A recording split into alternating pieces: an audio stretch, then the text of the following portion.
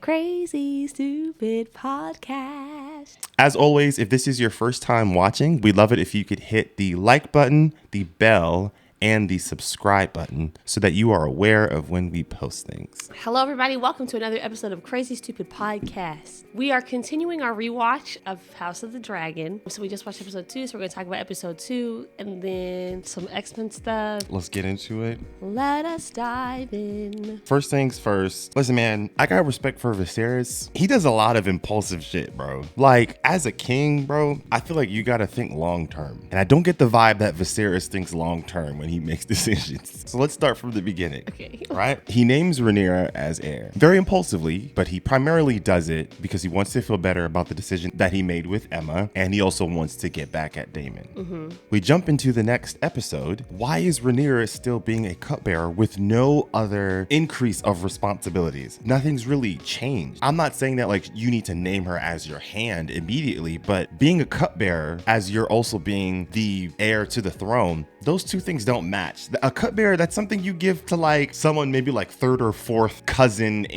but they've got the same Targaryen name and you just want to give them something. You don't do that to your heir. Like that felt very weird. But then when she tries to provide input, granted, in that moment, it felt like she was probably undermining him in front of the council and the tension with Corlys was happening there. But I'm just like, bro, how are you just gonna shut her down like that? That was kind of annoying. Like, especially the fact that what she suggested, I didn't think was like dumb. Maybe you could have fleshed things out with more conversation with the rest of the council, but don't shut the conversation down. And then the third thing, you got all of this advice. You heard it from the Grand Maester. You heard it from Lord Strong. You heard it from your cousin Rhaenys. Now, granted, she has some bias, but still about who would be the better person for you to take as your next wife. As weird as it may be, they're all younger women. The vibes are weird with that altogether, but nonetheless, you hear all of it. It's as clear as day. And then you do the opposite thing there in choosing Alicent. Oh, I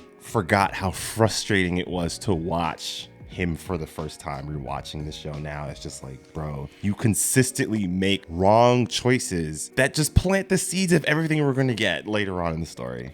I gotta say, I personally didn't feel frustrated with this one just because to me, just nothing could justify marrying a 12-year-old. Yeah, for sure. Yeah, definitely. I guess I do recognize, like, maybe not politically savvy, but I just didn't want to watch him marry a 12-year-old. No, but I don't think he doesn't marry Alicent for moral reasons because she's only 2 years older. It's still weird as hell. It is still very weird. The casting, though, does make it feel a little bit less. It's like, go play with some toys, girl. The casting does help a little bit, okay? Yeah. And there is a big, this is not me trying to justify him marrying Alicent. Careful. But there is a big difference between 12 and 15. Like, a lot happens. A lot happens in that time with the visuals of it, like to just feel a little weird. It's so uncomfortable. And then when she recites the little thing and he looking at her like, bro, what the hell am I doing? Like, it's just, I don't like it at all. I think Corlys thought her saying that was going to like really sell it for him, but I think it had the exact opposite effect. Honestly. It was so uncomfortable watching her say it. I think he was like, absolutely not. He's not good with his kids because he did the same thing with Laenor when he was like, oh, he'll grow out of it. And Rhaenys is looking at him like, what you talking about? One of the things that I was thinking about is Alicent and how... Your favorite girl. I do love her. And the thing is, I remember the first time watching through, seeing people online talk about her like she was plotting. And like, I'm so confused. Like, watching it again, I'm like, where were you guys getting that from? Like... The books. She's so obviously not trying to do any of this. Every single time we see her, it literally just feels like, why am I in it? Like, why am I in it now? First of all, we see that she's actively trying to repair the relationship between Rhaenyra and Viserys, which if she was really trying to plot like y'all think she is, she would be trying to tear them apart early on and insert herself. That's not what she's trying to do. She's trying very hard to help them come back together and heal from the grief that they have experienced, one. But two, every time it is suggested to her, go visit the king. Hey, she hates it. You can see on her face she doesn't want to do this. Digging in her nails. I think she enjoys his company genuinely. Like, I think she genuinely enjoys talking to him. Like, he's a nice guy. Yeah, like hanging out with your grandpa. Right. You can see that she hates what she's being used for. And I'm like, where were you guys getting this idea that she's like inserting herself, like being sneaky and a snake? They get it from the books. I will say, for someone that loves both, she is a lot more redeemable in the show. A lot more. If you were to read it, you would hate Alicent. If you were coming into the show being a very absolutist person with the accuracy of the books, I do think that's going to change how you interpret every single thing that Alicent does, which I don't always think is fair to the showrunners, because I think they're very quite clear with how they've presented her so far. Yeah, I'm like, y'all gotta get that out your head. Just look at what you're seeing on the screen. Like, this girl's not trying to do any of this. Yeah. I guess the next thing that I wanted to jump to is, as I'm rewatching the show, I'm reminded of that phrase, like, product of their time, that gets used often. And a lot of times, like in the real world application in history, that term is sort of used as a way to sort of justify terrible ideals or terrible practices that existed throughout human history, as a way of saying that was just a norm. Like, they didn't know any better. But the more historians read up on things, the more you start to learn about a lot of moments where they name something: sexism, racism, homophobia. You go down the list, classism. You can name them all. You will learn that has not been the case. There's always dissenting voices at any point in history. I'm watching this show and they're doing a good job of showing that there were dissenting voices in A Song of Ice and Fire world, particularly when it comes to these young girls. When Rhaenyra asks Rhaenys, like, are you okay with this? And you can clearly see it. She's like, no, I'm not. But then also you see the difference with the advice that Corlys gave to Laena versus what Rhaenys gave to Laena. Completely different things. Corlys is like, you're going to do your duty and you're going to recite these words verbatim. Versus Rhaenys is like, listen, this is not the greatest thing, but at least you won't have to do anything until you're 14. So she's softening the blow because she gets it. It's a fictional world, but it does sort of serve as a reminder that, like, the product of your time argument doesn't really work, because when you look throughout history, you're gonna find dissenting voices. I guess they kind of do, but I feel like the voices are not dissenting very hard. No, they're not. They're like, because even Rhaenys is like, I don't like it, but like, it is what it is. Like, basically. It does kind of feel like she's kind of succumbed to the order of things. Which that's oftentimes how people did justify things in the past. Like, they would be, like with slavery, they were like, it's kind of bad, but like, we do need it. Mm-hmm. Everybody there is sort of like, we can acknowledge this is kind of uncomfortable for us all. We don't love it, but like, it must be done. Yeah. Like, that's kind of what everybody says. Even Corlys, that when they show his face as he's watching Laena and Viserys walk through the gardens, he does not look happy. Like, he does not look happy at all. He looks very internally conflicted. Yeah. But I think they're all just kind of like, this is the world that we live in. Yeah. This is what we have to do. Very uncomfortable. Very, very, very uncomfortable. Extremely. I did not like rewatching it at all. I really like the speech that Mysaria gave to Daemon, because I feel like it kind of sums up the entire crux of the episode, where she essentially tells him, she was like, I'm not in this with you for power. I'm not in this for wealth or station. I came to you because I thought that you would give me liberation. And I feel like the whole crux of this episode, and honestly a lot of the show, is that having power, having wealth, and having station does not equate to liberation and agency. Yes. Because so many of the characters in this episode in particular, they're living in that reality that, like, they have all of this power. They're very wealthy. They're kings, royalty, princesses, and they still do not really have the ability to do what they want. Mm-hmm. Like Viserys, he obviously does not want to get married at all, frankly. He's like, I really don't want to marry anybody. But he's constantly being told, like, listen, you're the king. You kind of have to do this. Same thing with Rhaenyra. Like, she gets chosen as this heir to the throne, but then you see she still does not really have any freedom or agency or influence in that. It was all basically just for show. I've been given this symbolic sense of power, but it doesn't actually translate into any real say over my own life. Now, what I will say about Rhaenyra is that she is just consistently fighting against that. Yes. Like, her entire character arc, I feel like, is really just her being like, regardless of the restrictions that people try to put on me because of who I am and because of the position that I hold, I am going to continuously push back against this and do what I want. Yeah.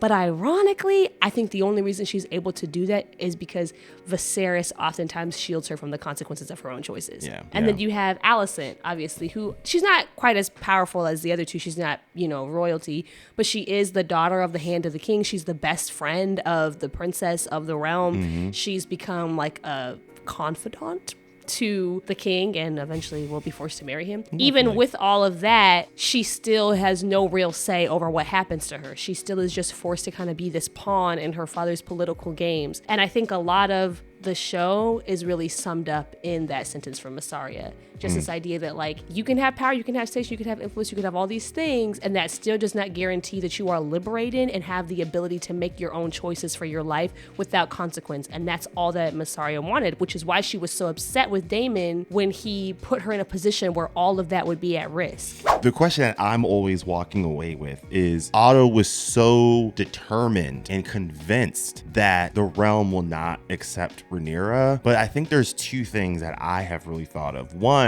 I don't think Viserys or Otto shored things up for her enough so that when it came time for her to take that throne, everything is fully and well prepared. I agree. I think they could have done more to keep her protected. This is what I'm saying that I guess gets me a little confused with Otto's rigid perspective. They mentioned it briefly in the show, but even in the books, Rhaenyra is loved by everyone. Like, they call her the realm's delight, right? So one, she's loved by everyone. Two, and this is where I feel like Viserys should have strengthened things even more with House Velaryon. If you keep House Velaryon closer to you, you've got all of these dragons, you've got the wealth of the Velaryon house with their naval ships and whatnot. In what world would anyone try to combat against that? Especially if the Greens just fell in line and supported Rhaenyra. Between those three houses, that genuinely would have been enough to secure Rhaenyra's claim to the throne, especially with the fact that there were people that refused to accept Aegon. In that episode 9, there were people that did accept it. House Stark, they're not going to break their oath. That's what they're known for. So I guess you would have had enough support if you had just fallen in line. He's so convinced throughout the entire show, and I'm looking for the reasons, and I'm like, you're the reason.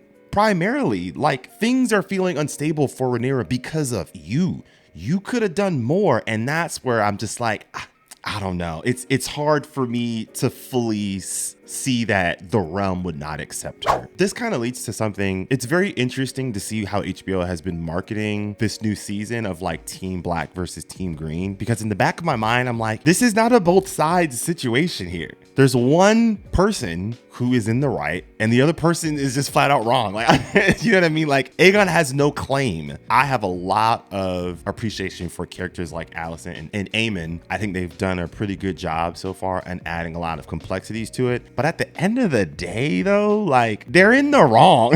You know what I mean? I have yet to hear a legitimate argument from a fan as to why Team Green should be the people that win the throne. There really isn't one. And the show actually does a good job in like letting you know that it's supposed to be Rhaenyra. To me, I think some people look at it as like a good versus bad, and I don't think that exists. No, it's not a good versus, and like, so, morally. Yeah, I guess you're right. Yeah, I believe that Rhaenyra should be on the Iron Throne. And also, I have a lot of sympathy for Team Green, because I feel like the show does a good job of showing that. And a lot of it is power play, but some of it is also just straight up misunderstanding. Yeah. Like the thing that happens with Viserys and Alicent after the dinner, that's kind of like the whole reason why everything happens. I feel like Alicent was really trying to convince herself. Like, you saw what Viserys did in the throne room. You saw what he said at dinner. He's not well. I also think, though, that people do put a lot of stock in people's dying words. Like, legitimately. Like, but she knew Viserys wasn't well. Yes, I agree. And I also believe that based on what we saw from her at the dinner, I think that had he not said that, I don't think she would have gone the route that she does. I agree. I actually think that at the dinner, she was ready to be like, okay. And then she was given just one little thing to cling to. And like, part of me is like, guys, like, I kind of get it, because like, I was forced to marry him at the age of 15, lost my best friend and low-key my first love, so that I could become her stepmom and marry her dad, who was like 75 years old. And you're telling me for nothing? Because the whole point of why I was here in the first place was so that my kids could become the kings. And it was for queens. the good of the realm. Is she right? No, but like, I kind of get it. You could make a case that so far Alicent has probably suffered the most as a character in the show. I don't think that grants her usurping the throne from Rhaenyra. I listen, I'm not saying she's right. I'm not saying she's right. But I'm picking up vibes of like, I low-key fuck with it. No, not even. I'm not even saying that much. Okay. I'm just saying, like, I get it. Yeah. I think it's like, it has to be for something. Yes. Like, I have to have gone through all of this for something. Yes, I'll agree to that. And like, I understand that is what I'm saying. Yeah. I'm not saying it's right. I just said I get it. Oh, my other thing was about Daemon. I just want to say, like, on the second watch through, like, that man is childish AF. Like, I didn't realize. Like, that guy is so childish. Like, when you really think about what he did with the egg, I'm like, that was all just a ploy for attention. I know attention-getting behavior. I see it in my classroom all the time, and that's exactly what that was. That was extremely childish behavior. He did all of that because he just wanted somebody to pay attention to him. He said. Because you know what happened? He's been putting on a whole show for this whole time, and nobody paid him any mind. He done took Dragonstone, and nobody even came to stop him. He's like, damn, this don't even work. He's like, I'm going to steal the egg. He's like, that's going to get him. That's gonna get him. And then he's like, Sir Crispin Cole. And then Sir Otto's like, to choose violence right now would essentially start war. And he says, wonderful. Like, he's such a child. Like, he's actually extremely childish. It's starting to make sense. It's starting to make sense why he looked at Rhaenyra. Because you're a child in your mind. He is extremely immature. Part of it is just kind of like a kid just kind of having a tantrum. Quite literally. I actually think he's extremely insecure. I think the only thing that he's really insecure about is his brother. I think that feeds into everything. Okay, yeah, I think that's fair. I think he's actually a very insecure man, and he is seeking validation at every point. And the way he does it, he tries to overpower people, but he's actually just a child on a rampage having a temper tantrum. That's really all he is. He's still my favorite character. I love the guy. I'm sorry. I feel like every scene he's in, you're just like, this guy is just such a fucking mess. He knows how to cover it up well, I will say, but when you really think about it, it's like, no, like, there's a lot of insecurities there. Yeah. So, as people know, we got X-Men back. X-Men 97. She doesn't know what that is because she's never watched. Let's put her on blast. I actually do know what that is, despite having never watched. Let's put her on blast. She ain't hit. You know what I mean? She not hit. I recently learned something, though, about X-Men. You know how everybody's like, Stan Lee wrote this to be an allegory for the civil rights movement? I told you about this last year, and you were not trying to believe me. What, the fact that it's a lie? It's not about civil rights or about MLK and Malcolm X. But the thing that's actually kind of uncomfortable, like, not to speak ill of the dead, but like, Stan Lee was going around saying that, and it turns out like he was kind of lying. We sort of applied it, we as people. No. He said, and I watched a video about this, and apparently some of his contemporaries took issue with him for this. People like Jack Kirby. People took issue with him for this because he was going around in interviews saying, literally, because like, I saw a clip where he said, when I wrote it, I wanted it to be. Like like fans came up with it, but then he adopted it and started saying that's what I was trying to say. When we as fans initially read it when it first came out, the popularity grew the idea of this is what it's supposed to mean, and then he sees that and then he starts to run with it as truth and fact. Nonetheless, I will say this show, I've only seen 2 episodes, but it is a fucking banger. We are so back. And I know people say that with Marvel all the time, whenever, because you get a bad thing and then you get a good thing and it's like, we're so back. But like, we're actually back this time. Let me tell you. The music is immaculate.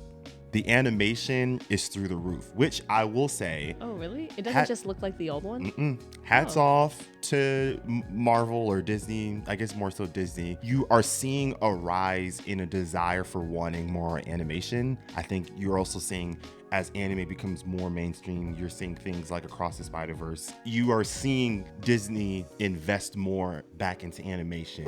But I guess 2 things that I really, really like. Man, they make Storm such a fucking boss. boss. You know, there's levels to mutants. Like you've got your Omega levels. That's where you got people like Jean and Magneto and obviously Storm. Back then, the animated show, they had their moments where they kind of showcased it, but in the films they flop badly. It's just a little goofy, a little kooky. What, Storm? Yeah, like they did it wrong. I love Halle Berry, and I think she did the best that she could with what she was given, but they did not do Storm justice. They also did not do Cyclops justice. They are doing both of these characters justice so well, and it is very refreshing. And they're doing clever things with Cyclops's power that for people that may not be too familiar with what he does in the comics, you're going to see this as like, oh, this is very innovative and really cool. A couple of things like he's using like the density and strength of his lasers as like a mode of transportation. Like he'll shoot it at the ground to make himself back up, or he'll shoot it like, you know, or he'll use it as like a landing mechanism from the sky. Oh, I didn't realize. So things like that, it's like super clever to see him do things like that. Does the cartoon take place in 1994 or is it? It's in the 90s. Okay. It's in the 90s, yeah, because it picks up right where it's in. And man, does Magneto,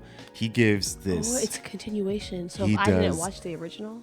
You can do a recap and then just jump in. Magneto has this monologue and it just encapsulates who he is and what X-Men is to the T. I love what they're doing with it. I'm very appreciative of it. I will say, obviously, the bigots are coming out. And when I see fans say things like, oh, they have made X-Men woke, I have to remind myself that one, you are an idiot. Two, they are a very loud minority. I have to remind myself, they are a very loud minority because overwhelmingly people have been praising this new X-Men TV show. It's getting great reviews from critics and from fans across the board. I think the people that are saying that, I don't know how else to describe you but as an idiot, because when you watch the 90s TV show, they are very blatantly progressive with what they're trying to get across. And so either you are an idiot or you are intentionally just trying to be a grifter here online. If that's your thing, cool, bro. But just know that you're an idiot. There is no other way for me to say this because X-Men is the most blatantly piece of art that over the years has become almost like the go-to comic, the go-to story for when you want to share something about a marginalized group. You can't woke something like that. It doesn't make sense. And I also think what I find funny is that group of people, they struggle with defining that word, but more specifically, they struggle to define it when the TV show or the film is successful. That's what I'm starting to notice, because a lot of what they like to say is if you go too woke, it won't be financially or like fiscally successful. Like go woke, go broke. Like that's a slogan that they'll use. But when you see films like Barbie, or when you see films like both Black Panther and Black Panther 2, and now you're seeing this X-Men TV show, what is your argument for how this won't be successful? Because you're down bad right now. The goalposts kind of changed. Last thing was there's a new Star Wars TV show, The Acolyte. When I watched this trailer for The Acolyte, I was like, yo, this looks like it's gonna be kind of dope. I shared it in our group chat. We were all kind of excited. And then of course my dumb behind scrolled through the comment section and I was just lost in this internal void of sadness. What's that TikToker Mesa Windu? Mesa Windu. I saw a video he made about this. Yeah. I love his takes on that. I think what I find interesting, I've seen a lot of people say things like, is Disney like against having a white male protagonist? Which we just got Obi-Wan. We just had Obi-Wan. Both the first and second trilogy. You had Kylo Ren in the last trilogy. Walk me through your thought process here. You had Cal in both video games. You're losing your credibility here with this argument. But the second thing that I feel like gets a little bit frustrating is how they sort of try to justify a lot of the arguments of like, hey, it's not about representation. We don't mind that. Like we had Princess Leia, we had Lando. And I feel like there's an elephant in the room when you guys name characters like that, because neither of them were in a Luke Skywalker position. Neither one of them were in an Anakin or an Obi-Wan position. Your issue really feels like you think there should be a cap in how important a non-white male character can be in your universe. That's what it really comes down to. That's what it feels like when I'm seeing this, because you're naming Princess Leia, which I will add, a lot of you all love Princess Leia primarily because you're able to objectify her. There's a lot of that going on there as well. It's just a little frustrating when we're trying to have this conversation, because I kind of feel like you could just be a little bit more honest. I saw a couple people that were like, when did we let let like racist bigots like take over the Star Wars fandom. And I don't know if I agree with the premise of that question. I think they were always there. Everybody should listen to the podcast, The Redemption of Jar Jar Binks, because a lot of that Jar Jar Binks backlash was about race. Yeah, it was always there. A lot of it was about race. It was always there. And I don't think people are comfortable in acknowledging how easily it was for racism to be hidden as long as you kept your main leads as a white male. And the moment you pivoted from that, you started to see the real faces of people that were always existing in this fandom. America's never had a comfortable way of dealing with race. It should not surprise us that it's going to show up in fandoms. It shouldn't. Anyways, any other final thoughts? No. Not really. Actually, I really want us to go see Madam Web.